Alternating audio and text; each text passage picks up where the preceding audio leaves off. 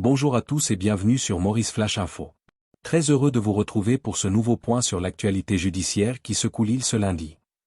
C'est un bras de fer de haute voltige qui se joue actuellement au sommet de nos institutions. Ce matin, les regards étaient tournés vers la Cour suprême, où l'ancien commissaire de police, Anil Kumar Deep, a de nouveau croisé le fer avec le bureau du directeur des poursuites publiques. Au cœur du litige, une contestation musclée de la défense contre un affidavit produit par le parquet. Entre accusations de preuves non communiquées et doutes sur l'authenticité d'enregistrements sonores, Maître Yvan Collandavello n'a pas mâché ses mots devant la chef juge. Pourquoi l'ancien patron de la police refuse-t-il de témoigner dans l'affaire Jacqueline-Steve Juliette? Quels sont les points de friction qui bloquent la procédure? Nous faisons le point complet sur cette audience électrique qui place, une fois de plus, les procédures de là-dessus sous le feu des projecteurs. Bras de fer judiciaire, l'ex-CP Anil Kumar Deep conteste la procédure du DPP en Cour suprême.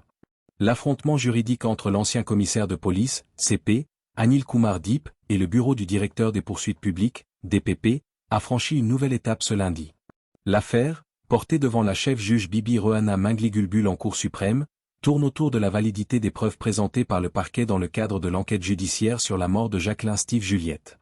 Une objection procédurale majeure. Dès l'entame de l'audience, la défense de l'ancien CP a adopté une stratégie offensive.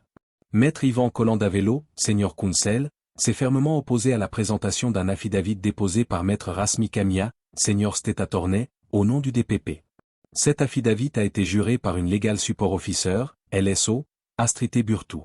Pour Maître Collandavello, ce document est irrecevable pour plusieurs raisons. Absence de connaissance directe, il soutient que la LSO n'a pas de connaissance personnelle des faits relatés. Transparence des preuves, le document s'appuie sur des transcriptions de l'enquête judiciaire qui, selon la défense, n'auraient pas été communiquées à la partie adverse. Authenticité contestée, la défense pointe du doigt des références à un enregistrement audio dont la provenance et l'intégrité n'ont pas été formellement établies. Maître Collandavello exige non seulement le retrait de certains paragraphes litigieux, mais réclame également la production intégrale des documents de l'enquête judiciaire.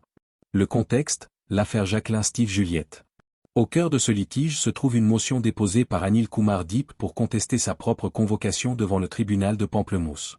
Le tribunal souhaite l'entendre dans le cadre de l'enquête judiciaire sur le décès de Jacqueline-Steve Juliette. Rappel des faits, Jacqueline-Steve Juliette, 36 ans, est décédée le 4 janvier 2023 à la suite d'une opération menée par l'Anti-Drug and Smuggling Unit, ADSU, à résidence Sainte-Claire, Goodland. Les circonstances entourant cette intervention policière et le décès qui a suivi font l'objet d'investigations serrées pour déterminer d'éventuelles responsabilités. Suspension de la convocation et renvoi.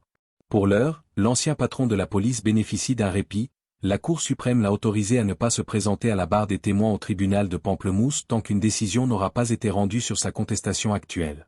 Face aux objections soulevées par Maître Collandavello, Maître Rasmi Kamia a demandé un temps de réflexion pour définir la position officielle du DPP. La chef juge a accédé à cette demande, renvoyant l'affaire au 2 février 2026.